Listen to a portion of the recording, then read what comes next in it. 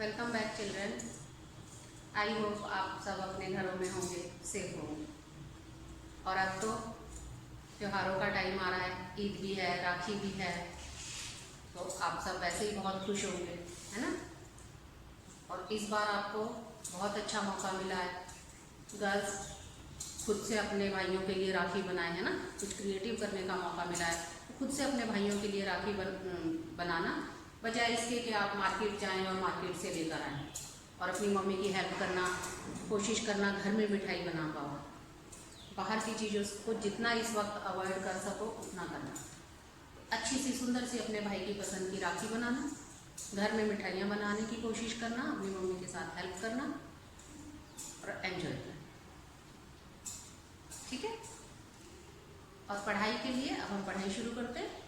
आज हम पढ़ेंगे अनेक शब्दों के लिए एक शब्द और अनेकार्थक शब्द। तो पहले हम पढ़ेंगे अनेक शब्दों के लिए एक शब्द। आपने पर्यायवाची किए, विलोम शब्द किए, उससे नेक्स्ट पेज पर आपको अनेक शब्दों के लिए एक शब्द लिखना है। अनेक शब्दों के लिए एक शब्द, हेडिंग देना, इधर लिखना अनेक शब्द और इस तरफ एक शब्द। अनेक शब्द क्या होते हैं? अनेक शब्द किसे कहते हैं? अनेक शब्द का मतलब होता है बच्चों कि जब हम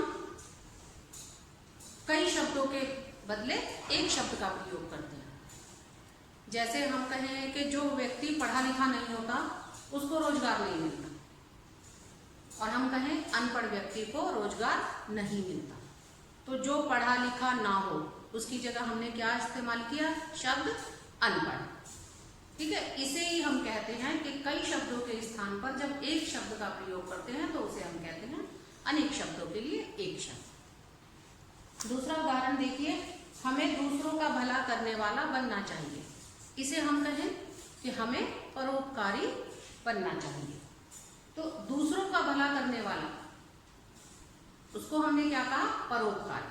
तो दूसरों का भला करने वाला, इसके बदले में हमने 4-5 शब्दों के बदले एक शब्द लिया, परोपकार। तो इसी को हम अनेक शब्दों के लिए एक शब्द कहते हैं। इनसे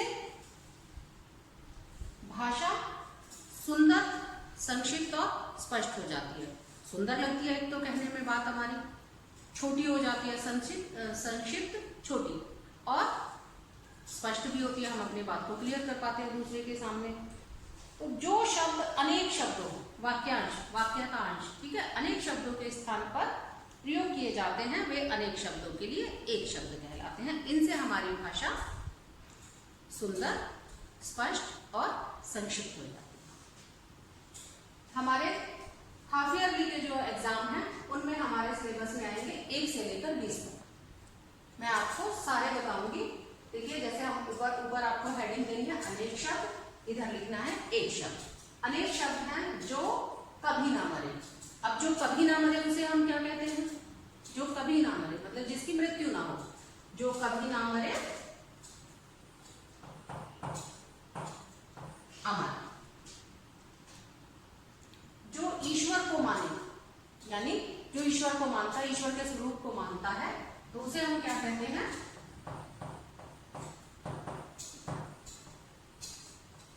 आस्तिक। जो ईश्वर को माने उसे हम कहते हैं आस्तिक, यानी उसकी ईश्वर में श्रद्धा है। जो ईश्वर को ना माने, अब ये तो था ऊपर वाला, जो ईश्वर को माने आस्तिक। जो ईश्वर को ना माने तो उसे हम क्या कहते हैं? आपने पढ़ा होगा पहले भी, यस नास्तिक। जो ईश्वर को ना माने उसके सामने ना लग जाएगा, नास्तिक। जो कभी बूढ़ा ना हो, मतलब जो हमेशा जवान रहे, उसको बुढ़ापा आए ना, जो कभी बूढ़ा ना हो,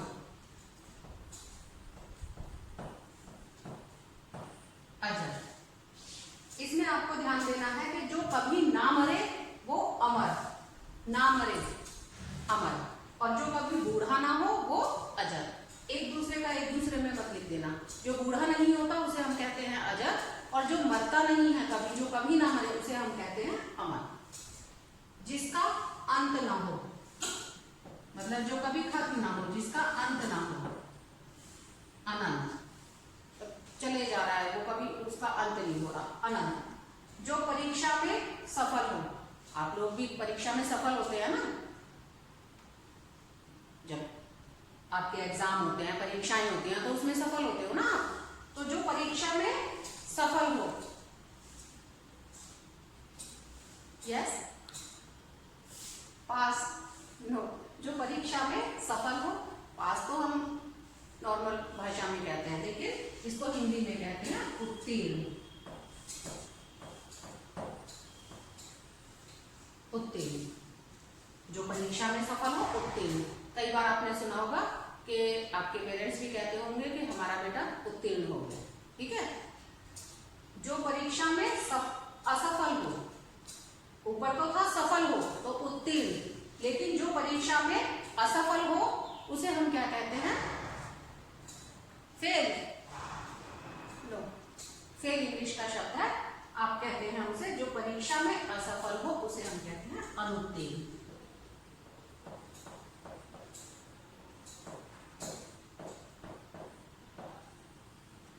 अनुत्तीर्ण।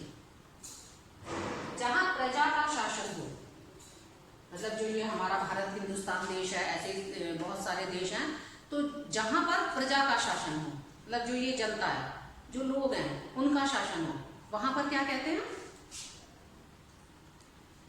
प्रजा का शासन, प्रजातंत्र।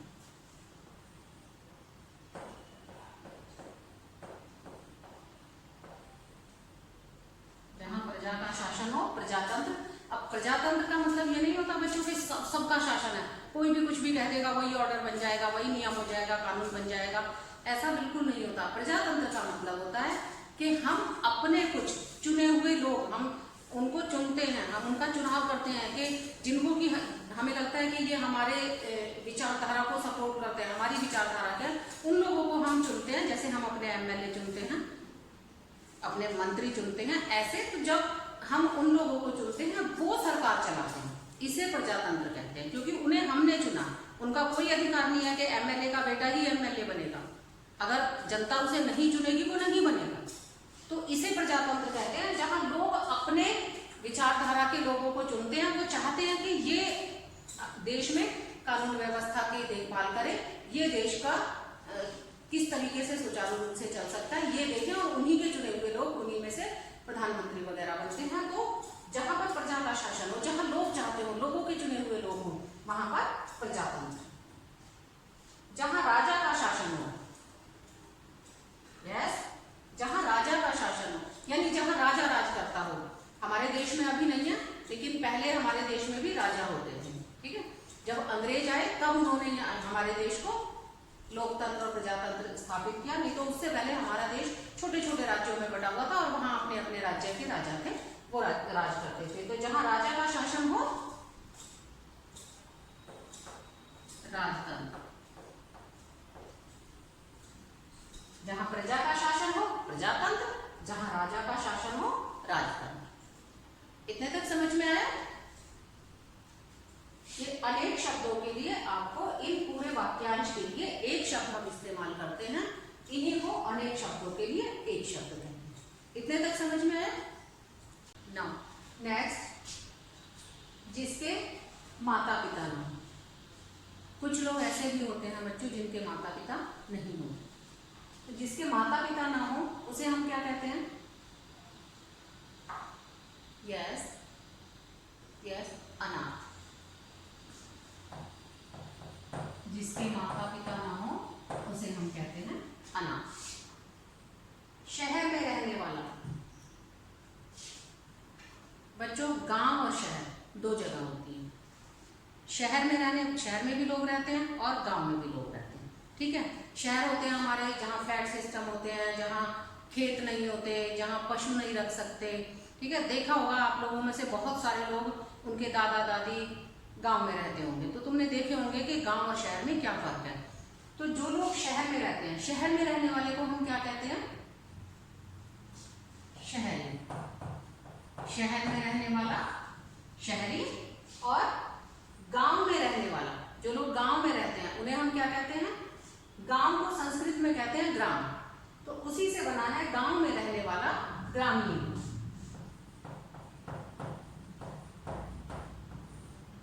जो शहर में रहता है शहरी, जो गांव में रहने वाला, जो गांव में रहता है या गांव में रहने वाला ग्रामीण। जो प्रशंसा के योग्य हो, कई बार हम ऐसे काम करते हैं ना जो तारीफ करने वाले काम होते हैं, ठीक है, तो जो प्रशंसा के योग्य हो, प्रशंसनीय,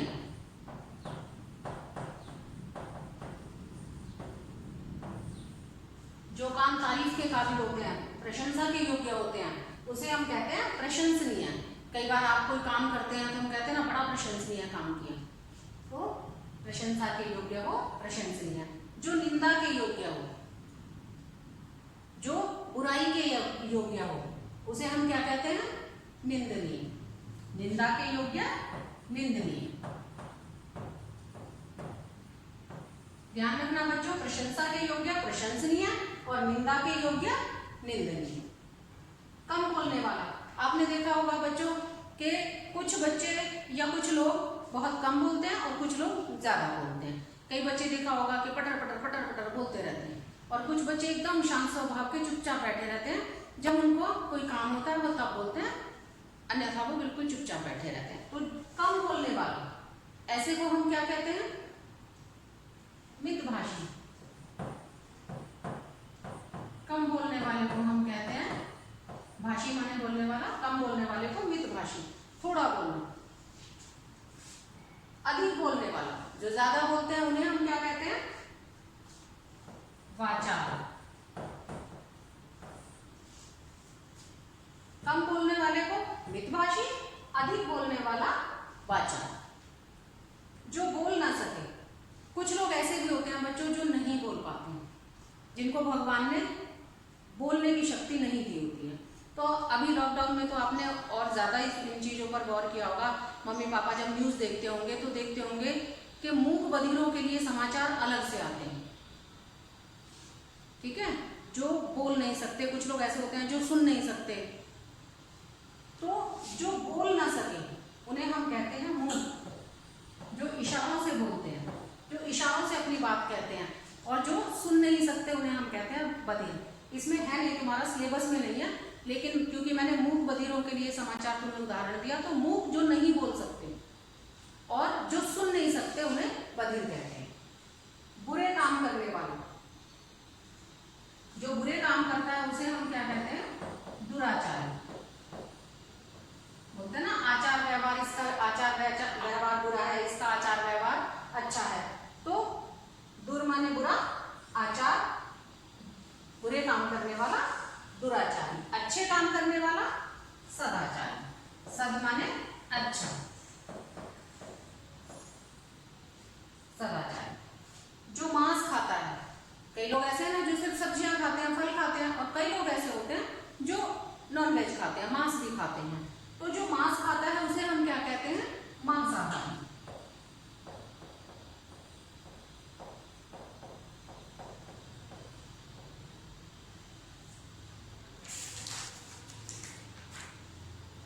बच्चों आपके सिलेबस में यहीं तक है, ठीक है, 1 से और 20 तक है। ये अनेक शब्दों के लिए एक शब्द आपका 1 से लेकर 20 तक है। इतना आपको विलोम शब्द के बाद न्यू पेज से करना है, अच्छा अच्छा साफ साफ सुंदर सुंदर राइटिंग में करना है। हमारा नेक्स्ट टॉपिक है अनेकार्थी शब्द।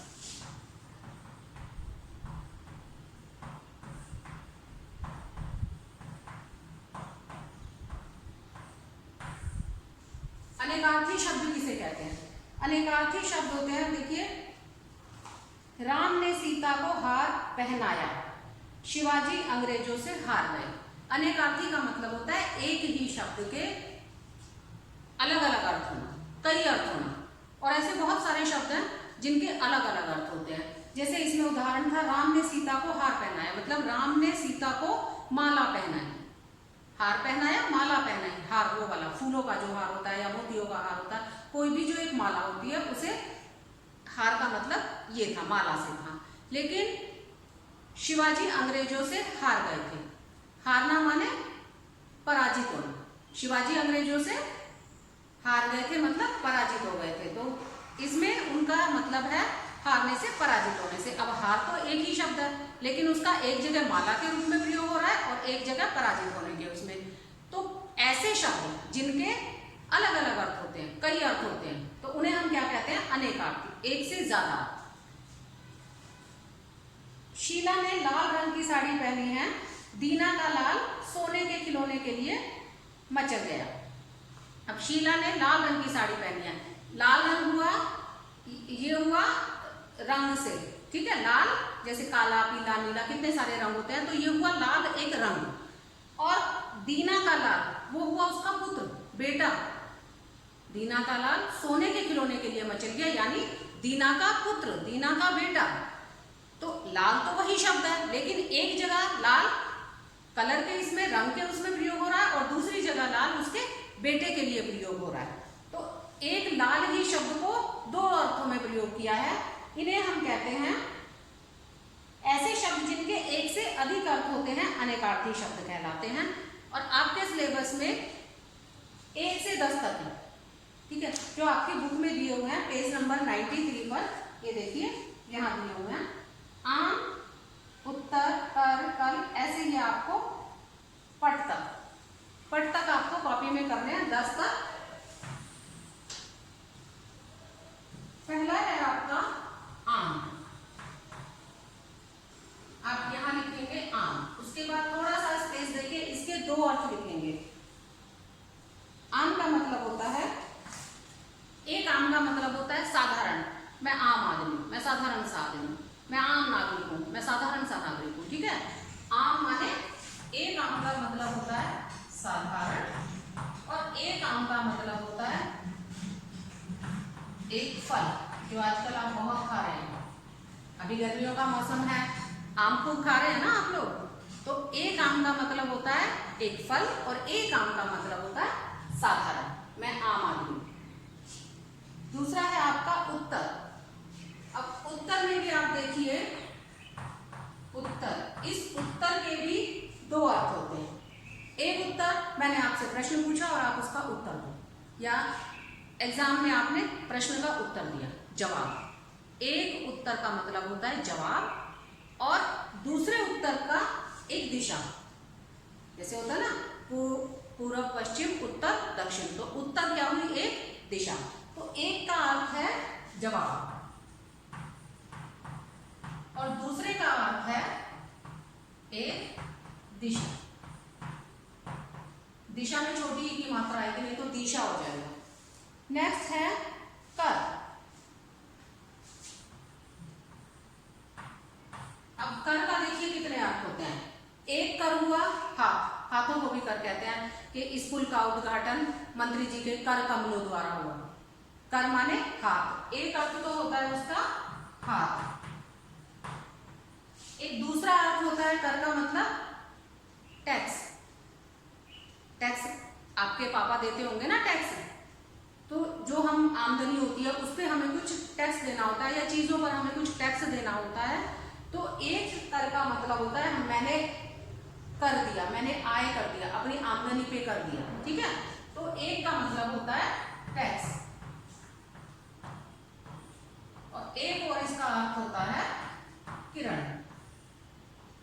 कर का मतलब होता है एक अर्थ, किरण भी होता है। नेक्स्ट है कल।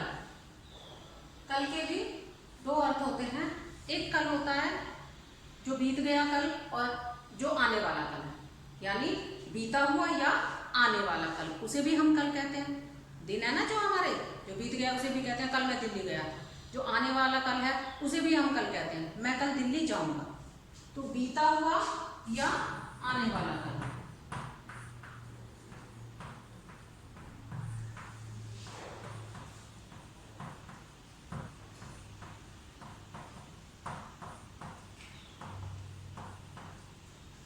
बीता हुआ या आने वाला कल। और एक कल का अर्थ होता है मशीन, किसी भी तरह की मशीन हो सकती है, उसे भी हम कल कहते हैं। दूसरा अर्थ है इसका मशीन। नेक्स्ट है हमारा काल। काल का मतलब होता है, काल का एक अर्थ होता है समय। यह कौन सा काल है, कौन से काल की बात हो रही है, तो काल का एक अर्थ होता है समय, और काल का एक अर्थ होता है मृत्यु। काल माने मृत्यु, उसका काल आ गया। दूसरा अर्थ है इसका मृत्यु। नेक्स्ट है हमारा कुल।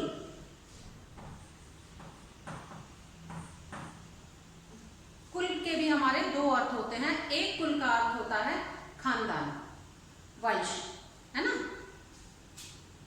कुल माने वंश या खानदान, वह ऊंचे कुल का है। कुल माने खानदान, वह ऊंचे कुल का है। और एक कुल का मतलब होता है योग, तुम्हारे कुल अंकों का योग कितना है, कुल मिलाकर टोटल कहते हो ना तुम जिसे इंग्लिश में, वही योग। तो दूसरा अर्थ है इसका योग। तुम्हारी बुक में कुल मिलाकर लिखा हुआ है, ठीक है, कुल मिलाकर लिखोगे वो भी सही है और योग भी सही है। योग भी होता है, कुल का मतलब योग भी होता है। तुम्हारे कुल कितने नंबर आए, यानी तुम्हारे हर सब्जेक्ट के मिलाकर कितने नंबर आए, टोटल को कहते हैं योग। तो कुल का एक मतलब होता है वंश और एक मतलब होता है योग, कुल मिलाकर भी लिख सकते हो। नेक्स्ट है चोटी।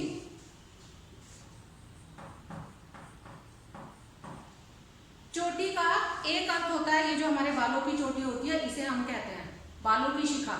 शिखा माने ना बालों की चोटी, इसे कहते हैं। और एक होती है पर्वत का शिखर, जो पर्वत का सबसे ऊंचा टॉप होता है ना, उसे हम कहते हैं चोटी। पर्वत की चोटी पे उसने पर्वत की चोटी पर झंडा फहराया।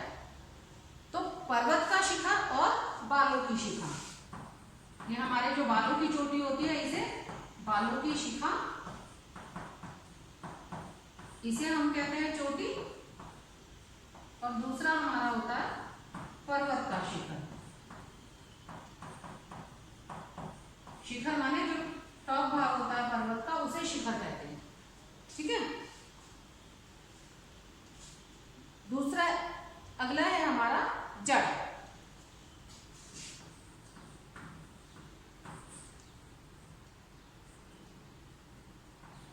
जड़, जड़ के भी कई अर्थ होते हैं। एक होता है पेड़ की जड़, जो मिट्टी के अंदर होती है, जो ऐसे शिराएं सी निकली होती है, उसे जड़ कहते हैं ना। पेड़ की जड़ तो आपने बहुत बार देखी होगी। एक पेड़ की जड़ होती है, एक मूल, इसके जड़ में यह बात है मूल।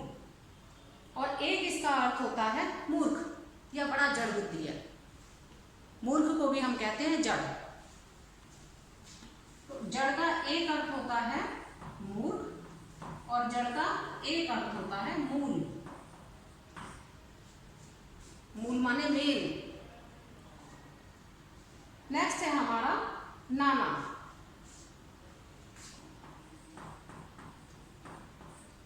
नाना के दो अर्थ होंगे।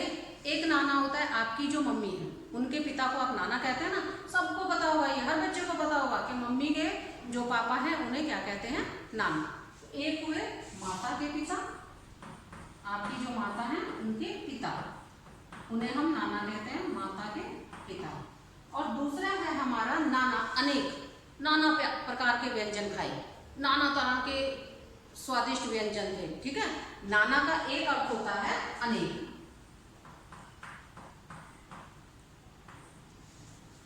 एक से ज्यादा, अनेक, ये अर्थ होता है नाना। लास्ट है हमारा पट। अब पट का देखिए, पट के अर्थ होते हैं, एक पट का अर्थ होता है कपड़ा, एक पट का अर्थ होता है दरवाजा। पट माने दरवाजा भी होता है, पट बंद कर दो। पहले लोग कहते थे पट बंद कर दो, अब तो इतना नहीं इस्तेमाल करते हैं, लेकिन पट का अर्थ दरवाजा होता है, ठीक है। और एक अर्थ होता है पट का वस्त्र, कपड़े। तो पट का एक अर्थ है कपड़ा और दूसरा अर्थ है दरवाजा।